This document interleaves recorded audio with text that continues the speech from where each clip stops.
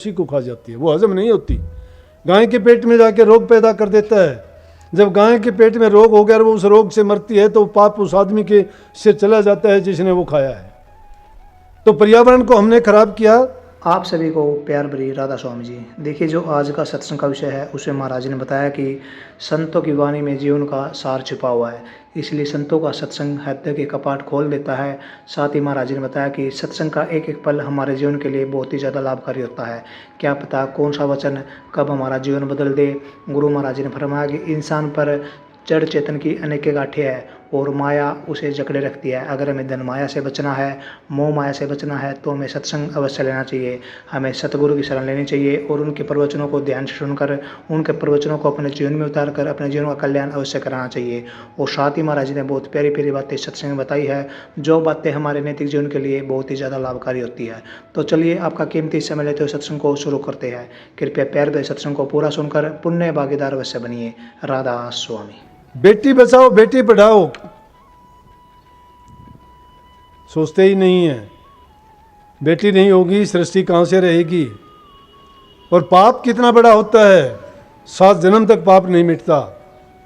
ब्रह्म हत्या का पाप लगता है। पर्यावरण को खराब करते हैं।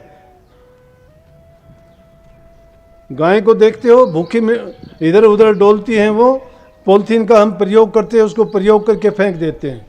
नंबर 1 गंदगी फैलाई, नंबर 2 रोग फैलाया, नंबर 3 गाय माता के लिए हमने समस्या। भूखी जब होती है तो उस पॉलिथीन में कोई चीज़ लगी हुई होती है, उसको खुशबू आती है, वो उसी को खा जाती है, वो हजम नहीं होती। गाय के पेट में जाके रोग पैदा कर देता है। जब गाय के पेट में रोग हो गया और वो उस रोग से मरती है तो पाप उस आदमी के सिर चला जाता है जिसने वो खाया है। तो पर्यावरण को हमने खराब किया, गंदगी हमने फैलाई। स्वच्छता कहाँ से आएगी।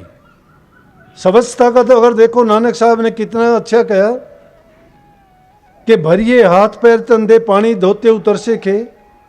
कि हाथ पैर तुम्हारे गंदगी से भर जाते हैं तो पानी के धोने से शुद्ध हो जाएंगे। मूत पलीती कापड़ होए ले साबण हो लइए धोए। कि अगर पेशाब का या किसी चीज़ का धब्बा आपके कपड़े पे पड़ जाता है, साबुन सोडा लेके साफ करोगे, साफ हो जाएगा। वही है मति पापों के संग हो धोपे नामे के रंग। अगर तुम्हारी बुद्धि मलिन हो गई है, किसी से साफ होगी वो नामे के रंग। नाम क्या? जो गुरु ने हमें मंत्र दिया उससे। वो मंत्र क्या है? वो शक्ति है। उसके आने से उसकी को पारस पत्थर कहते हैं। वो जब मिल जाता है, उससे जो छू जाता है वो सोना बन जाता है। बल्कि संतों ने तो उससे भी आगे बढ़ के कह दिया कि गुरु में और उस पारस पत्थर की तुलना करते हुए कहा, पारस में और गुरु में यही अंतर हो जान, वो लोहा कंचन करे गुरु कर ले आप समान। कि पारस पत्थर तो सिर्फ लोहे को ही सोना बनाता है, लेकिन गुरु तो अपने समान बना देता है। जो उनके साथ मिल जाता है, उनकी शिक्षा को अपनाता है, उनके बताए मार्ग पर चलता है और नियमों का पालन करता है। इसीलिए शास्त्रों में जहाँ कहीं देखोगे गुरु भक्ति को कहा है। गुरु भक्ति पर इतना जोर दिया गया। गुरु भक्ति है क्या?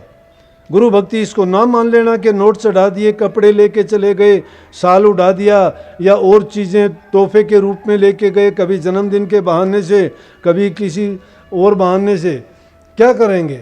ये चीज़ें कोई काम आने? ये रस्म रिवाज है दुनिया की। है तो दुनियादारी में भी अपने रिश्तेदारों को, मित्रों को, साथ वालों को हम सबको देते लेते हैं। ये तो एक नियम है दुनिया में, जो जैसा देगा वैसा ले लेगा। जिसको जो देते हो वो तुम्हें भी देगा। ये कोई देने लेने वाली चीज़ नहीं। लेकिन गुरु भक्ति क्या है? गुरु क्या मांगता है आपसे? गुरु कहता है कि तुम उस नाम की कमाई करो, मुझे धन की जरूरत नहीं है, मुझे चीज़ों की जरूरत नहीं है। मन को पवित्र करो, शुद्ध करो कि मेरा दिया हुआ जो ज्ञान है उसका तुम याद रखो और अपने जीवन को सफल और कामयाब बनाओ। जो गुरु की आज्ञा में चलता है, उसको भूलता नहीं है, माथे से नहीं उतरने देता है, तो निश्चित रूप से अगर वो भजन कम भी कर पाता है तो भी कोई बात नहीं। एक दिन ऐसा आता है कि उसकी संभाल होती है और वो जीव नरकों में नहीं जाता, गुरु उसको संभाल लेता है। जरूरी नहीं कि इसी जीवन में उसका कल्याण हो। आप कहोगे हमें कैसा पता चलेगा? वैसे तो पता चलने की बात, संत मत झूठा वायदा नहीं करता। ये तो एकदम सच्ची बात कहता है। वो तो ये कहता है कि जीवत समझो, जीवत बूझो, जीवत मुक्ति निवासा, मोए मुक्ति बतावे गुरुआ झूठा दे विश्वासा। जो गुरु कहते हैं कि मरने के बाद तुम्हें विमान लेने के लिए आ जाएगा या तुम्हारा ये होगा वो होगा, सब झूठी बातें हैं। तुमने अगर जी नहीं पा लिया, नहीं समझ लिया कि तुमने क्या किया। काफ़ी सत्संगी आते हैं, आके कहते हैं कि जी मेरे पिताजी ने चौड़ा छोड़ा, उसने पहले बता दिया कि मैं इस दिन जाऊंगा, मेरा ये टाइम है जाने का, बेशक मेरी वो ना करो। अभी अपने ये बैठा, इसका भाई था, डॉक्टर के पास लेके गए, बीमार था ही नहीं। डॉक्टर से वहाँ घर वालों से कह दिया कि अब मेरा शरीर पूरा होगा। ये बोले कोई बात हुई, डॉक्टर के पास ले जाके डॉक्टर ने ECG की, हार्ट चेक किया, बोला ठीक है, ब्लड टेस्ट किया, बोला शुगर ठीक है, ब्लड प्रेशर देखा, बोला वो भी सही है। कहने लगा कि मुझे नहीं पता मैं सारा सही हूँगा, लेकिन मेरा शरीर पूरा होने वाला है।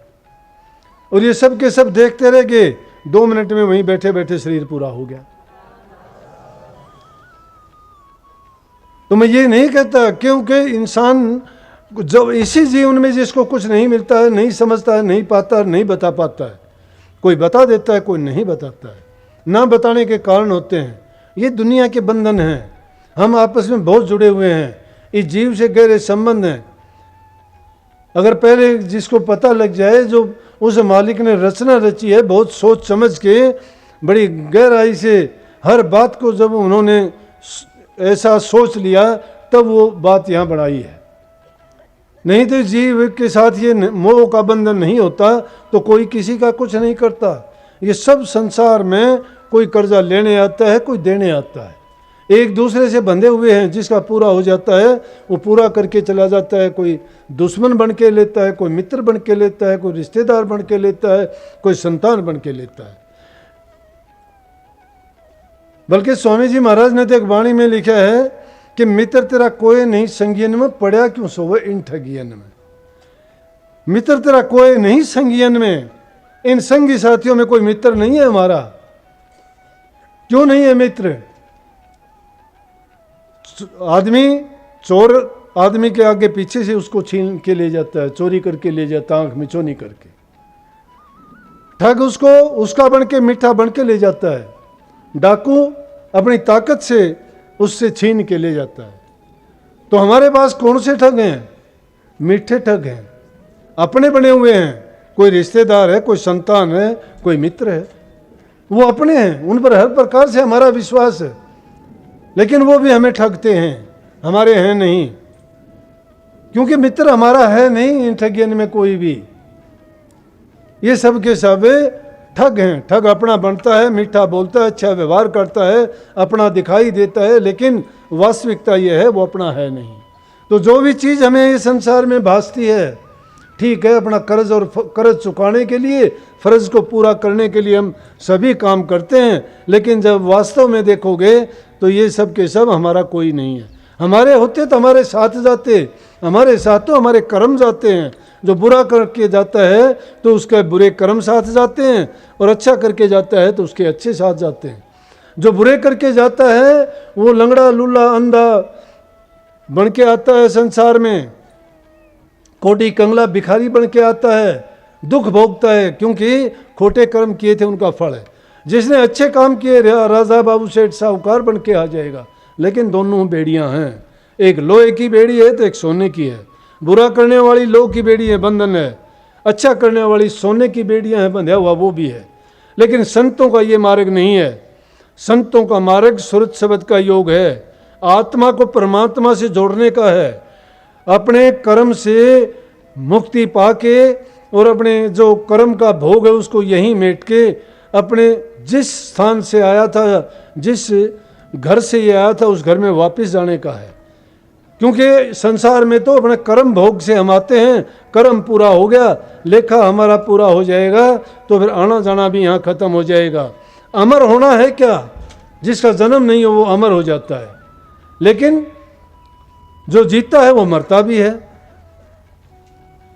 मर्द जो एक बार मर गया, पीछा छूट गया उसका। तो इसलिए एक बार मरने की तरकीब सिर्फ संतों के पास है, और वो संतों का बताया हुआ नाम कभी मिथ्या नहीं जाता। संत उस शक्ति को प्रकट करके शिष्य को बताते हैं जो उसके जीवन को ऐसा बना देती है कि जीते जी वो यहीं पा लेता है, वहीं समझ लेता है कि मेरे जीवन के अंत में मेरा परिणाम क्या होगा और मैंने जो किया है वो कैसा है, कि या तो मुझे कर्म भोगने पड़ेंगे या मेरे पूरे हो चुके। इसलिए प्रेमियों, हर आने वाला दिन एक संदेश देता है।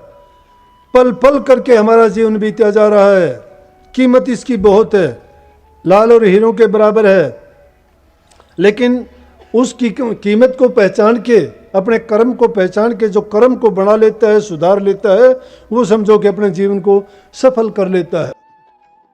लेकिन जो खुद ही बना के, भार बना के अपने सिर पे रख लेता है, उसको तो भाई काल, माया और यम यहाँ लूटते हैं। वो लेंगे, उनकी जगह जगह पर चौकी है। जिन अपनी खुद ही गंवाई ते सब अजाबों छूटे, जिन्होंने अपनी खुद ही गंवा दी वो सब बीमारियों से छूट गए। और जो खुद ही के अहंकार में रह गए कि मैं कुछ नहीं है, ये अहंकार है, ये इंसान को डुबो देता है बिना पानी की सागर में। पानी के अंदर सब डूबते हैं, लेकिन अहंकार ऐसा सागर है जिसमें डूबने के बाद निकलता नहीं है, बिना पानी के ही उसकी मौत हो जाती है। तो कही है कि जिन्हें अपनी खुद ही गवाई ते सब अजाबों छूटे, ते ही जगात के ही फिर लागे जेड़ा पंड सरोचा छूटे। जो कर्म की पांड जिसने सिर से उठा के फेंक दी, उसको जगात किस चीज़ की देनी पड़ेगी? जगात तो उसको देनी पड़ेगी, कर्म की गठड़ी जो लिए फिर है। जिन्हें कर्म की गठड़ी फेंक दी, उसको जगात उससे कौन मांगेगा? खुद ही गंवाई ते सब कुछ पाई, इस खुदी बहुत घर टूटे। इस खुदी, जिसने खोदी उसने सब कुछ पा लिया। इस खुदी ने बहुत लोगों के घर लूटे हैं। जिन्होंने खुदी से पीछा छुटा लिया, उसको उसने सब कुछ पा लिया। इसलिए इस खुदी को जो अपनाए फिरते हैं, अहंकार में डूबे फिरते हैं, कोई धन के अभिमान में है, कोई ऊंचे पद के अभिमान में है, कोई ऊंची जाति के अभिमान में, कोई ताकत में, कोई हुस्न में, कोई किसी चीज़ में। अरे ये चंद चीज़, चंद रोज़ के चोचले हैं, ख़त्म हो जाने हैं। ये बात सोचो कि राज नहीं पोपो बाई का, लेखा पाई पाई का, पाई पाई का लेखा सबको देना पड़ेगा प्रेमियों। इसलिए अच्छा करो, स्वच्छता की ओर ध्यान दो। हमारी सरकार बहुत जोर देती है। स्वच्छता अगर नहीं है हम में, पहली स्वच्छता शरीर की है। शरीर को स्वस्थ रखोगे, अच्छे विचार आएंगे। फिर दूसरी स्वच्छता, आसपास का वातावरण ही स्वच्छ नहीं होगा, शरीर को शुद्ध करने से क्या है? हाथी जाके पानी में स्नान करता है, बाहर आके मिट्टी फेंक लेता है, क्या फायदा उसका? जब आसपास का वातावरण हमारा शुद्ध नहीं है, स्वच्छ नहीं है, तो मन की शुद्धता तो दूर रही, तन की शुद्धता ही भी नहीं रहेगी। उसकी बदबू और जो गंदगी है वो हमें परेशान किए रखेगी। इसलिए आसपास का वातावरण शुद्ध हो, हमारा शरीर शुद्ध हो, अंदर से हमारा मन शुद्ध हो, ये तीनों प्रकार की शुद्धताएं होंगी। तन की शुद्धता तो हो जाएगी सेवा करने से, बताई थी। इसी प्रकार से स्वच्छता जरूरी है। रोजाना दांतों में मंजन करते हो, आंखों में सफाई करते हो, शरीर को नहाते धोते हो, कपड़ों को स्नान करते हो, घर मकान में झाड़ू पोछा, रसोई में बाथरूम तक साफ करते हो। फिर मन को साफ क्यों नहीं करते? मन की सफाई भी बहुत ज़रूरी है। जब बाहर की सफाई होंगी तो मन की सफाई भी होगी। अच्छे वातावरण में आदमी का मन लगता है। तुम कहीं गंदी जगह में 2 मिनट नहीं खड़ी हो सकते और किसी सुंदर बाग बगीचे में घंटों तक टहलते रहते हो। इसलिए वातावरण शुद्ध बनाओ। शुद्ध वातावरण के लिए कोई एक आदमी की जिम्मेवारी नहीं, हम सब का फर्ज बनता है। इसलिए हमने तो आगे तक किया गया, पॉलीथीन का प्रयोग ना करो। सब सत्संगी ये प्रण करके जाओ, हम पॉलीथीन का प्रयोग नहीं करेंगे, कभी भी उसमें प्रसाद ना लाएंगे और ना ही लेके जाएंगे। तो आप सबको बहुत बहुत आशीर्वाद। इस रामायण से हमें शिक्षा लेनी चाहिए कि आपस में प्यार हो, भ्रातृ भाव हो, पिता के आज्ञाकारी बने, माँ के आज्ञाकारी बने, हमारे दुश्मन से भी दुश्मनी ना करें, क्योंकि बुरे ख्याल ही मन में ना आने दें, गुरु का सम्मान करें और पत्नी को भी देवी के रूप में पूजें, किसी का बुरा ना करें, अपने कर्म को सुधारें। कर्म अगर बिगड़ गया तो हमारा जीवन बिगड़ जाएगा। और सब बातों के साथ साथ गुरु की आज्ञा को शिरोधार्य करके उसकी आज्ञा में चलें ताकि हमारा जीवन सफल हो, कामयाब हो। गुरु महाराज की जो शिक्षा है मैं वही आपको बताता हूँ। पूरा जीवन उन्होंने जिस चीज़ पर बल दिया उनका यही कहना था कि इंसान का जीवन तभी सफल और शुद्ध होगा जब वो गुरु की आज्ञा में चलेंगे और गुरु उनको वो शिक्षा का तोहफा देता है जिससे उसका अज्ञान का अंधकार मिट जाता है और उन्हीं का जीवन सफल होता है जो गुरु की मर्यादा में रहते हैं और चलते हैं। सबको बहुत बहुत आशीर्वाद। राधा स्वामी। सत्संग को पूरा सुनने के लिए आपका बहुत बहुत धन्यवाद है। आशा करते हैं आपने सत्संग को बड़े ध्यान से सुना होगा। तो जैसे प्यारी साध संगत जी आपने सत्संग में सुना, महाराज जी ने बताया कि संतों के जो वचन होते हैं वे हमारे जीवन का किस तरह कल्याण कर देते हैं, किस तरह संत इस धरती पर आते हैं वो जीवों के कल्याण के लिए। जो मनुष्य जो जीवन के शरण में जाता है उसका कल्याण होना बिल्कुल संभव है। वह व्यक्ति दुखों से पार हो जाता है और उस व्यक्ति के जीवन में सुख आ जाते हैं। और जैसे महाराज जी ने बताया कि अगर हमें अपने जीवन में नेक कार्य करने हैं तो हमें पशुधन यानी कि हमें गाय की रक्षा अवश्य करनी चाहिए। हमें कभी भी वातावरण को खराब नहीं करना चाहिए और हमेशा सत्कर्म करने चाहिए। तो कृपया महाराज जी की इन बातों को आप अपने जीवन में अवश्य उतारिए और अपने जीवन को सार्थक अवश्य बनाइए। और साथ ही अगर आपको सत्संग अच्छा लगा तो कमेंट बॉक्स में राधा स्वामी लिखकर पुण्य भागीदार अवश्य बनिए। मिलते हैं जल्दी एक नए और बहुत ही प्यारे प्रवचनों के साथ। तब तक के लिए राधा स्वामी।